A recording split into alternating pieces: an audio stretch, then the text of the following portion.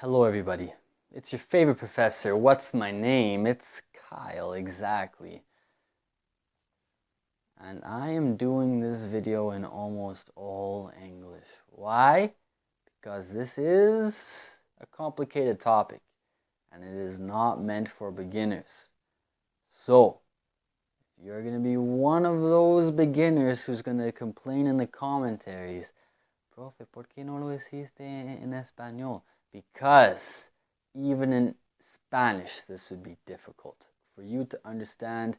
You cannot understand the words coming from my mouth right now. You shouldn't watch this video. Keep on working hard on the basics, please. This is meant for people, students who already have a really good level of English. Today we are talking about the gerund. Now the gerund is the verb plus ing. Now there are many words that have ing at the end, but they are not always the gerund. For example, when I say I am running, running is not the gerund. Running in this case is called the present participle. Is it important to know? No. Is it important to know the differences between the two? No. I'm just letting you know that there is a difference, and this is called the gerund. The important thing is you know how to use the gerund. So use number one, and it's very different from Spanish. The one thing you guys will notice is that in Spanish, instead of the gerund, you guys use the infinitive. For example, in the first use, we use the gerund when a verb is a subject. For example, running every day is good for you. Or smoking is bad for your health. Bad for your health. So for you guys, you would say, correr es saludable. Saludable, algo así. Fumar es mal para tu salud. Something like that, right? English, no. The gerund. The gerund. Preguntas? Number two. Now, this one is definitely a lot more difficult than number one. Number one is really easy to explain, but number two can be a little bit difficult. I understand it because I look at it, it looks good. But yeah, to try to explain it is a little bit difficult. So complement to verb to be. So the examples first. The hardest thing about learning English is understanding the gerund. One of his jobs is cleaning the floor. Cleaning the floor. So what is the pattern here that you notice? We have, again, I'm not really sure how to describe this. We have a whole bunch of words here. We have a whole bunch of words that describe a complicated action. So in this case, no, not even a complicated act. No, I can't even say that. It's difficult to explain. But yes, we have a whole bunch of words here. One of his jobs is. Here we have the hardest thing about learning English is. So we have something complicated that you need lots of words to explain, and then is. So one of his jobs, that is the subject, right? Remember, the simple English sentence, just like the simple Spanish sentence, is subject, verb, sometimes object, in this case, complement. Complement.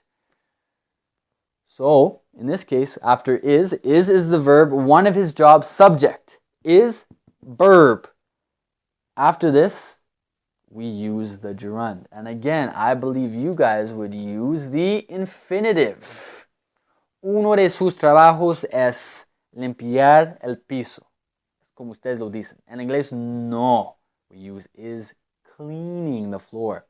Same thing here. The hardest thing about learning English, so eso es el sujeto. That is the subject, a very complicated subject. The hardest thing about learning English is understanding the gerund. La cosa más difícil del inglés es entender el gerund. So, ustedes infinitivo de nuevo. Ustedes infinitivo. For us, the gerund. Third use, after prepositions. Examples. She is good at painting. Can you sneeze? Can you sneeze without opening your mouth? Can you? Without, at, by, on, in, to. Those are prepositions. And there's more prepositions than that. But this is not a video about prepositions. This is a video about gerunds. But yes, after a preposition, we're not going to use infinitive. Again, I think in Spanish, you guys would use the infinitive. In English, not so. We are going to use the gerund in this case. Number 4, after phrasal verbs. Phrasal verbs, your favorite, right? The favorite thing that my dear Latino students love to learn. And after phrasal verbs, what do we use? We use the gerund. That's right. When will you give up smoking? Kyle ended up talking for a long time. Always happens. So ended up, give up, both phrasal verbs. And afterwards, we need to use the gerund. And that, behind me, is the gerund. And as you can see very clearly now, I hope, something that we use a lot in English, but not so much in Spanish. So it will be something you need to get used to, using the gerund. But a trick you can see is to think like that. All right, in Spanish, or I do have some Brazilians who watch these videos, so in Portuguese, I'm pretty sure it's the same thing.